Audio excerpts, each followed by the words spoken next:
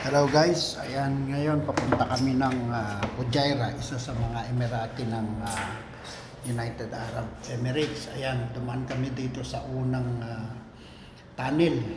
Medyo maiksi lang ito, ang mahaba daw itong pangalawa. Kaya kung kayo nandito sa UAE, alam nyo kung anong lugar ito sa papuntang Fujairah.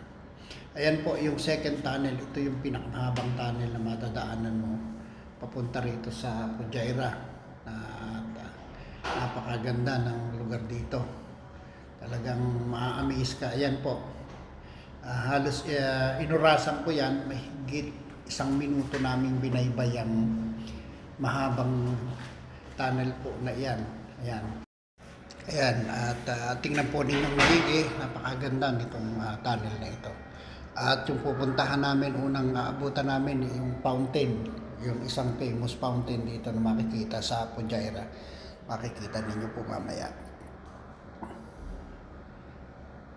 Ayan po, at patuloy lang po ninyong panoorin ang aming paglalakbay at nang makita ninyo po ang iba't ibang magagandang tanawin dito sa papuntang Fujairah. Ayan, lalabas na po kami ng tunnel niyan. Nakikita ko na yung liwanag sa dulo ng tunnel. Ayun na, palabas na tayo. Medyo nakakasilaw lang. Ayan, dahil biglang bumulaga yung liwanag.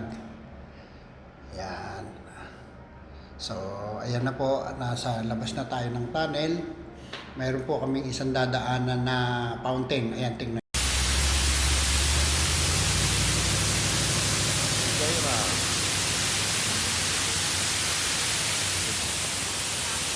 Ang turista si Mike po.